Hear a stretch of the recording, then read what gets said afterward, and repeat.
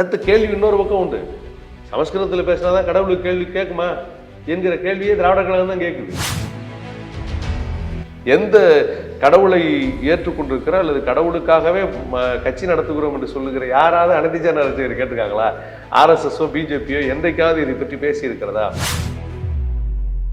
ஜாதி பெயர் நீக்கப்பட்டு தெருப்பெயர்கள் அழைக்கப்படும் அறிவிப்பு வருகிறது. அதற்கு பிறகு ஜிடி நாயுடு பேர் வந்தவுடனே உடனே எல்லாருடைய கேள்வியும் அதன் மீது எழுகிறது.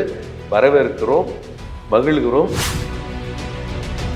திராவிடர் கழகத்தை பொறுத்தவரை சட்டத்தின் மூலமாக, ஆட்சியின் மூலமாக செய்ய வேண்டியவை என்பது ஒரு பகுதி. ஆனால் அதை மட்டும் இலக்காக கொண்டதல்ல திராவிடர் கழகம். திராவிடர் கழகத்தினுடைய மிக முக்கியமான போராட்டம் என்பது ஜாதி ஒழிப்பு. நீ பிறப்பின் அடிப்படையில் தாழ்ந்த ஜாதிக்காரன், நீ பிறவிலேயே சூத்திரனாக பிறந்திருக்கிறாய், உனக்கு அங்கு நுழைவதற்கு உரிமை இல்லை என்றால் அதற்கு எதிராக போராடி பெற்றுக் கொடுத்த இயக்கம் திராவிடர் கழகம்.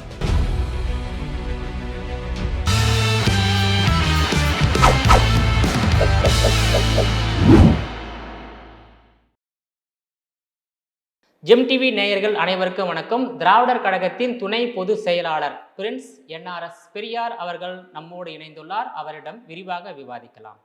சார் வணக்கம். சார் வணக்கம். இப்போ திராவிடர் கழகத்தில் இருந்து பிரிந்த கட்சி தான் திமுக. தற்போது தமிழ்நாட்டை 6வது முறையாக ஆண்டு வருகிறது. அறிஞர் அண்ணா முதலமைச்சராக இருந்தார் ஒரு முறை, கலைஞர் கருணாநிதி 5 முறை முதலமைச்சராக இருந்தார். தற்போதைய முதலமைச்சர் MK ஸ்டாலின் அவர்கள் முதல் முறையாக முதலமைச்சராக இருந்து வருகிறார். இந்த நிலையில திராவிட கழகத்தினுடைய கொள்கை, கோட்பாடு, சித்தாந்தம் என்பது முழுமையாக தமிழ்நாட்டில் அது வெற்றி பெற்று விட்டதா? தந்தை பெரியார் அவர்கள் 1944ஆம் ஆண்டு சுயமரியாதை இயக்கத்தையும் நீதி கட்சியையும் ஒன்றாக்கி திராவிடர் கழகமாக அதனை உருவாக்கினார்கள். அவருடைய பொதுச் செயலாளராக அன்றைக்கு இருந்தவர் அறிஞர் அண்ணா அவர்கள்.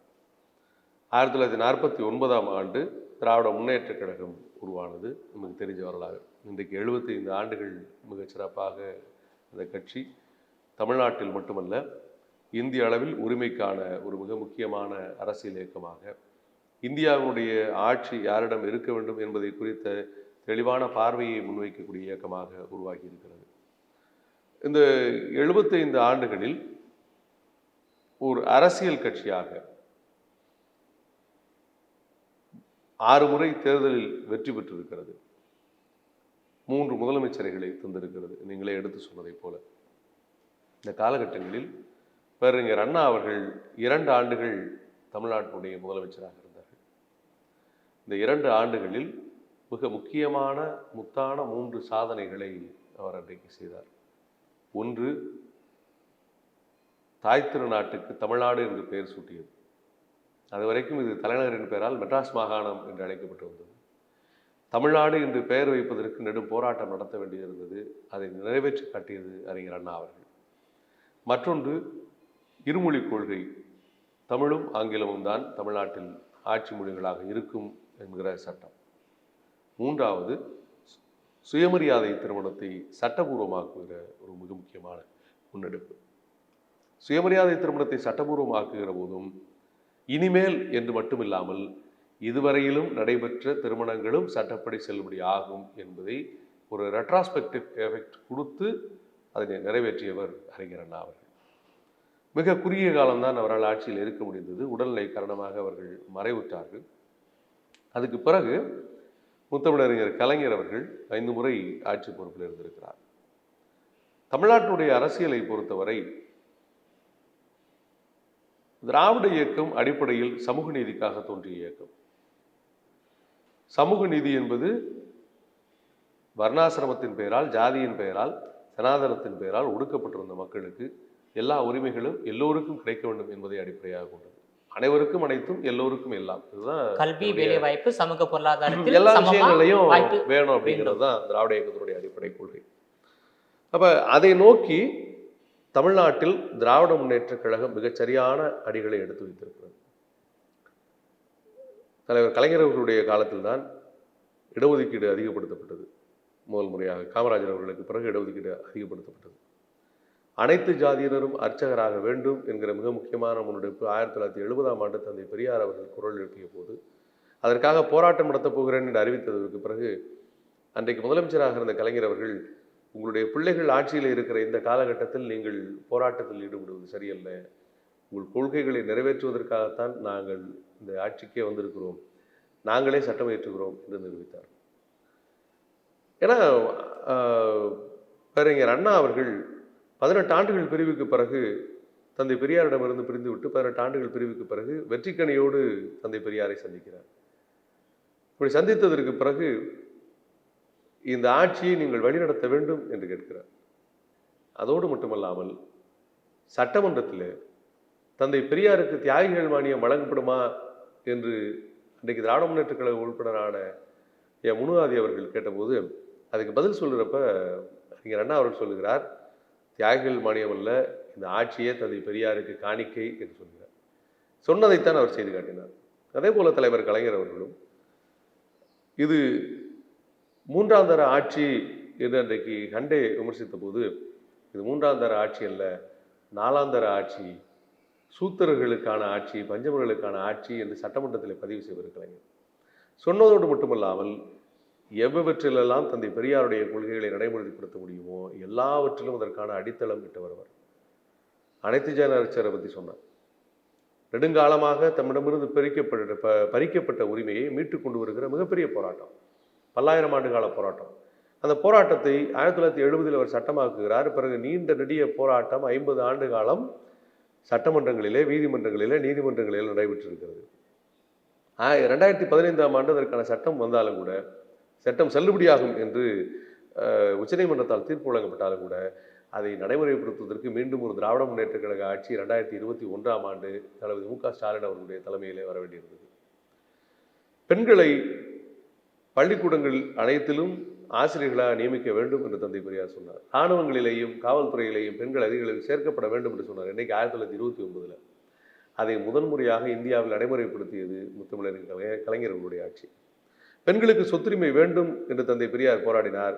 60 ஆண்டுகளுக்கு பிறகு 1989ஆம் ஆண்டு தலைவர் கலைஞர் அவர்கள் பெண்களுக்கான சொத்துரிமையை இந்தியாவில் அதற்கு முன்னால் புரட்சியாளர் பாபா சாஹேப் அம்பேத்கர் அவர்களால் கூட செய்ய முடியாத அளவிற்கு அவரே கடும் போராட்டத்திற்கு பிறகு அதை நடைமுறைப்படுத்த முடியவில்லை என்கிற கோபத்தில் தன்னுடைய சட்ட அமைச்சர் பதவியை தூக்கி எறிந்துவிட்டு வெளியேறினார்.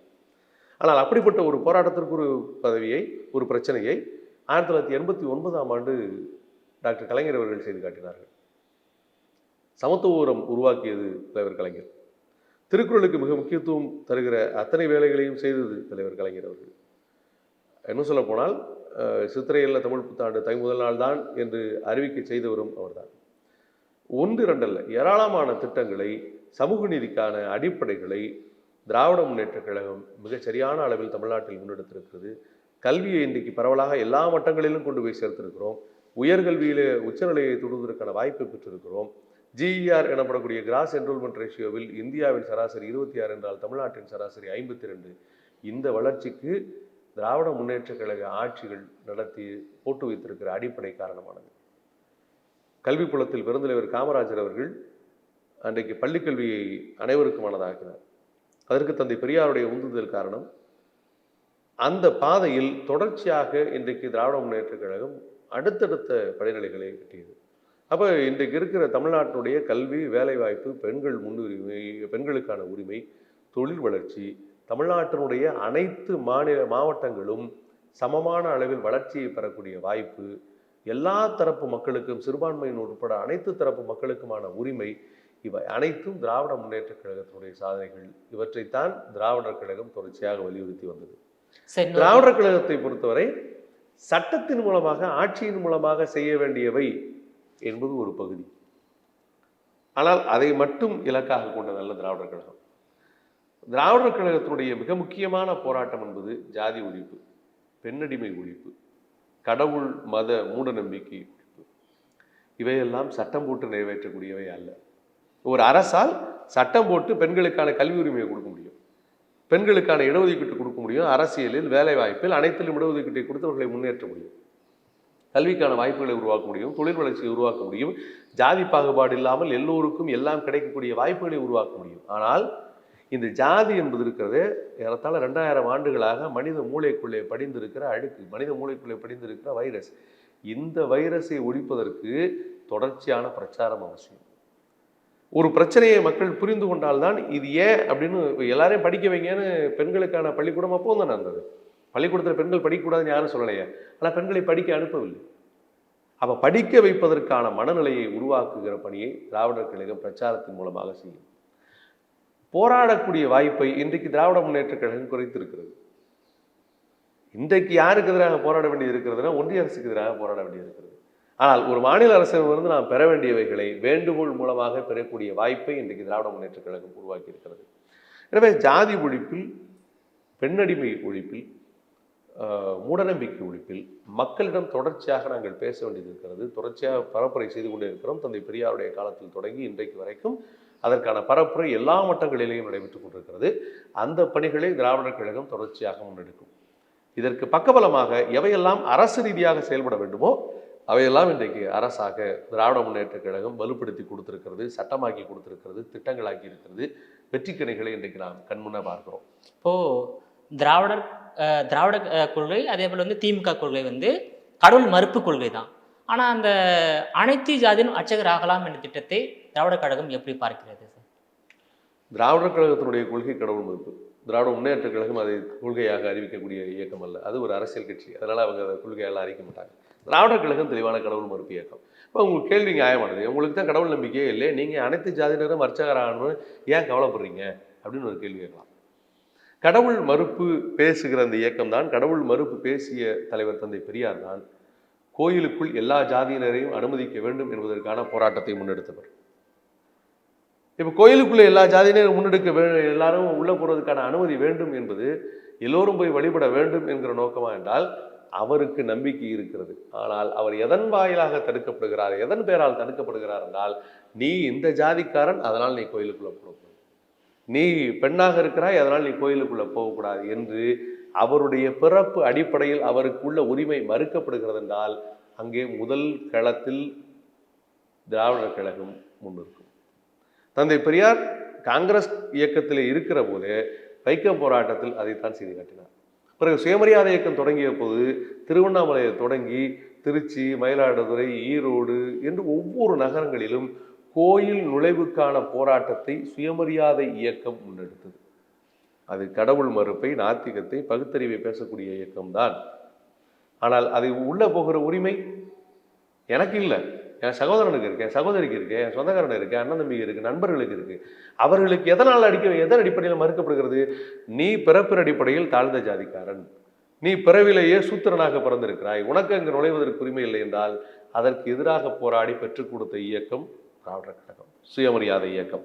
அதனுடைய நீட்சி தான் அனைத்து ஜாதியினரும் அர்ச்சகராக வேண்டும் என்பது. ஏன்னா அதை திராவிட கழகம் ஏற்றுக்கொள்கிறது, திராவிடர் கழகம் வலியுறுத்துகிறது. ஏன்னா கடவுள் இவர் இந்து மத கடவுள், ஆமா இவர் இந்து மத கடவுள் அப்படின்னு எடுத்துட்டா, அந்த இந்து மதத்தை ஏற்கக்கூடியவர்கள், சைவத்தையோ வைணவத்தையோ ஏற்கக்கூடியவர்கள் தாங்கள் வழிபடுகிற கடவுளை சென்று பூஜிக்கிற, அர்ச்சிக்கிற உரிமையை ஏன் மறுக்கிறார்கள் என்றால் அது ஜாதி அடிப்படையில் மறுக்கப்படுகிறது.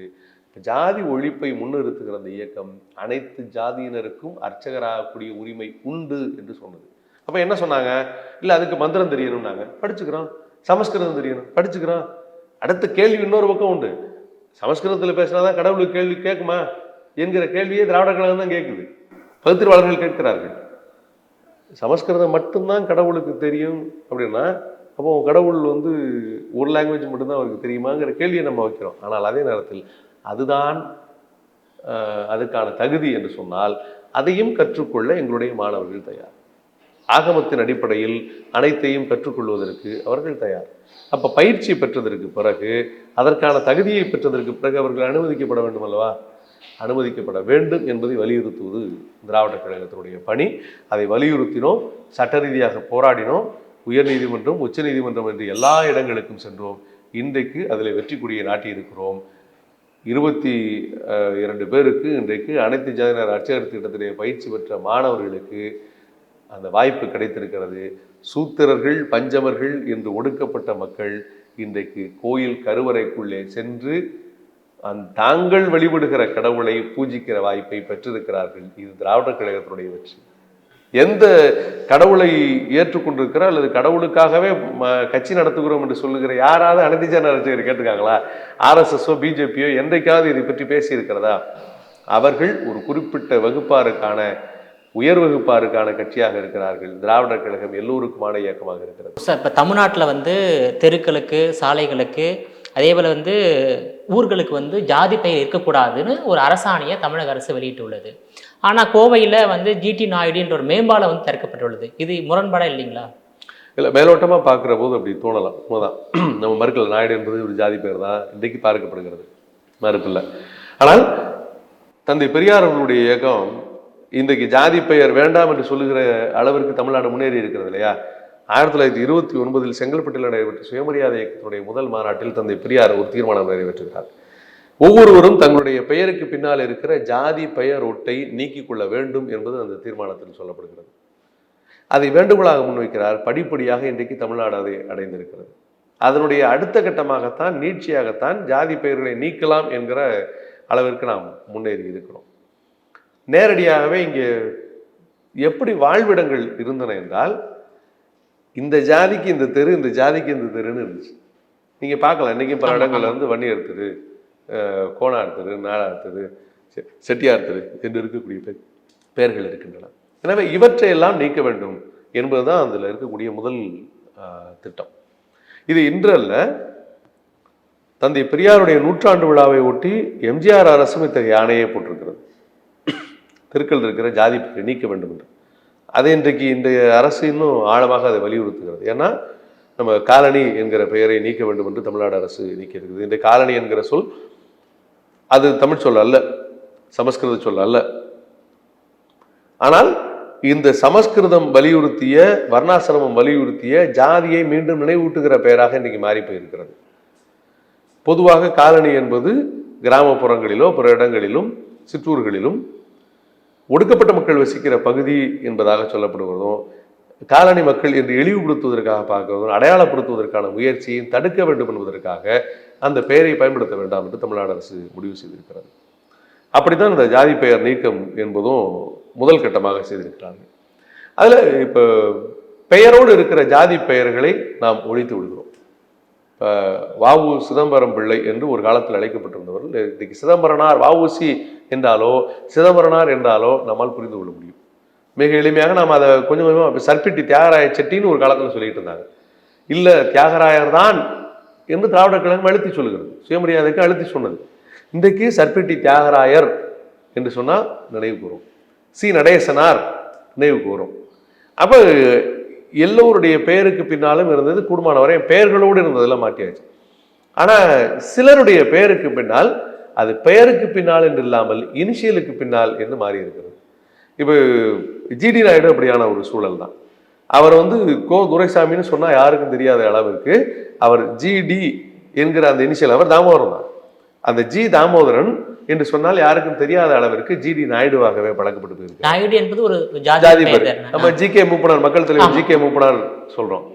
அவர் பேர் இயற்பெயர் கருப்பையா தான். ஆனால் கருப்பையா என்று அவர் அரசியலிலே அழைக்கப்படவில்லை. ஜி கருப்பையா என்றால் யாரும் நினைவு கூற முடியாத அளவிற்கு ஜி.கே. மூப்பனாராக அவர் பதிந்து போயிருக்கிறார்.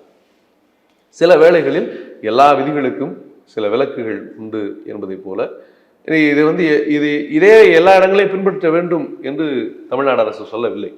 நீங்கள் ரெண்டும் கிட்டத்தட்ட சமகாலத்தில் தான் வருது. அதனால தான் இப்படி ஒரு விவாதம் வந்ததுக்கான காரணமும் தான். ஒரு 2 நாளைக்கு முன்னாடி ஜாதி பெயர் நீக்கப்பட்டு தெருப்பெயர்கள் அழைக்கப்படும் அறிவிப்பு வருகிறது. அதற்கு பிறகு ஜிடி நாயுடு பெயர் வந்தோடனே உடனே எல்லாருடைய கேள்வியும் அதன் மீது எழுகிறது. வரவேற்கிறோம், மகிழ்கிறோம். ஜாதி பெயர் இருக்கக்கூடாது என்று எத்தனை பேர் கருதுவதை மிக மகிழ்ச்சியோடு இருக்கிறோம். வேற எங்கேயும் இப்படி ஒரு குரல் வராது. இதை சொல்லக்கூடிய ஒரு அரசு சரியாக இருக்க வேண்டும் என்று எதிர்பார்ப்பதையும் மகிழ்ச்சியோடு வரவேற்கிறோம். நான் சொன்னதை போல எல்லா விதிகளுக்கும் சில விலக்குகள் உண்டு.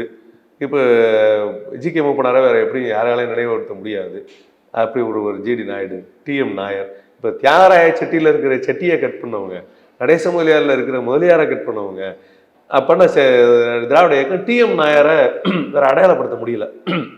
அன்னைக்கு தாரவாட் மாதவன் நாயரை டி.எம். என்று அழைத்து பழகி போனதால் அவர் டி.எம். நாயராகவே அடையாளப்பட வேண்டிய அவசியம் இருக்கிறது. காலப்போக்கில் அடுத்தடுத்த தலைமுறையில் இன்னைக்கு என் பெயருக்கு பின்னாலேயோ உங்கள் பெயருக்கு பின்னாலேயோ ஜாதி கட்சி நடத்துகிற ஒரு பெயருக்கு பின்னாலேயோ கூட இன்னைக்கு ஜாதி பெயர் கிடையாது. ஏன்னா அதை ஒழித்து கட்டியிருக்கும். 99.9 விழுக்காடு இன்றைக்கு ஒழித்து கட்டி விட்டோம். 100% ஒய்த்து கட்டல. அது போயிடும் ஆட்டோமேட்டிக்கா. இப்போ ஜிடி நாயுடு மேம்பாலத்தை நீங்க வரவேற்கிறீங்க, நியாயப்படுத்தி தான் பேசுறீங்க. அது நான் சொல்றேன், ஜிடி நாயுடைய பெயர் அந்த பாலத்திற்கு வைக்கப்பட வேண்டுமா என்றால் யாரும் அதை மறுக்கவே மாட்டார்கள். வைக்கப்பட வேண்டும். அவருடைய பெயர்ல ஒரு பாலம் வைக்கப்பட வேண்டும் என்றால் யாரும் அதை மறுக்க மாட்டாங்க. ஏன்? கோவையினுடைய அடையாளமாக திகழக்கூடியவர் அவர். அவருடைய பெயரை சூட்டுவதில் யாருக்கும் மாற்றுக்கிறது கிடையாது. மாற்றுக்கிறது எங்க எழுந்தது? நாயுடுன்னு பேர் வைக்கணுமா?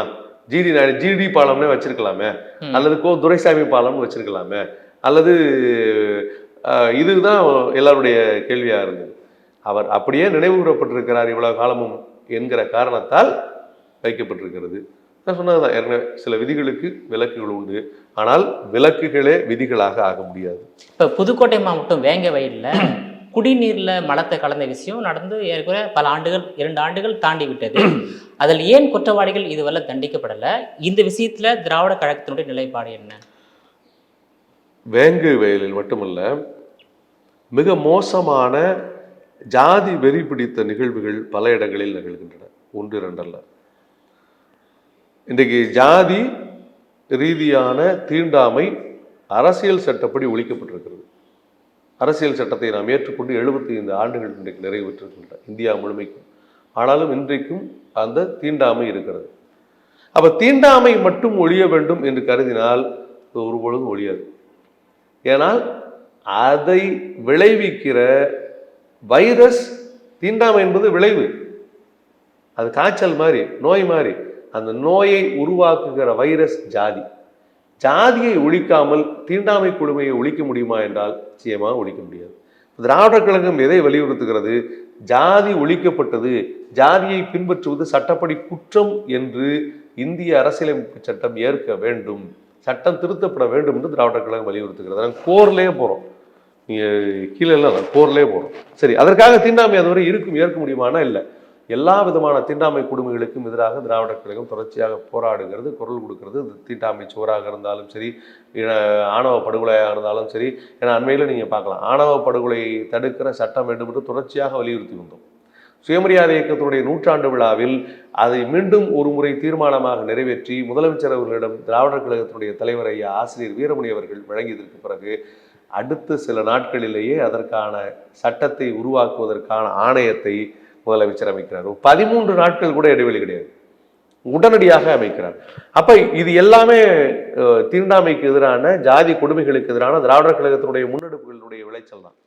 அப்படித்தான் இந்த வேங்கை வயல் பிரச்சனையும் அதை ஒட்டி பல இடங்களில் நடக்கக்கூடிய சிக்கல்களும். ஜாதியினுடைய வேர்கள் வெட்டப்பட்டு கொண்டிருக்கின்றன. இன்னைக்கு மீண்டும் பல இடங்களில் ஜாதி துளிர்ப்பதை போல ஒரு எண்ணம் நமக்கு தோன்றலாம். ஆனால் உண்மையில் ஜாதி எங்க அடிப்படையில் நிலைச்சு நிற்கிது? திருமணங்களில் நிலைச்சு நிற்கிது, ஆதிக்கங்களில் நிலைத்து நிற்கிறது. இன்றைக்கு அந்த ஆதிக்கம் தகர்ந்து கொண்டிருக்கிறது. கிராமங்களில் படித்த இளைஞர்கள் உருவாகி இருக்கிறார்கள், வேலை வாய்ப்பு பெற்ற இளைஞர்கள் உருவாகி இருக்கிறார்கள், எல்லா சமூகங்களிலே இருந்தும் இன்றைக்கு அதிகார மட்டத்தில் இருப்பவர்கள் உருவாகி இருக்கிறார்கள். அப்ப அதை பார்க்கிற போது இனி இவர்களை அடிமைப்படுத்த முடியாது என்கிற நிலையில் எந்த ஆதிக்க ஜாதியாக இருந்தாலும், ஏன்னா இங்க ஜாதியை பொறுத்த வரைக்கும் ஆதிக்க ஜாதிங்கிறது ஒரு பிளேட்டு கிடையாது, ஒரு லெவல் கிடையாது.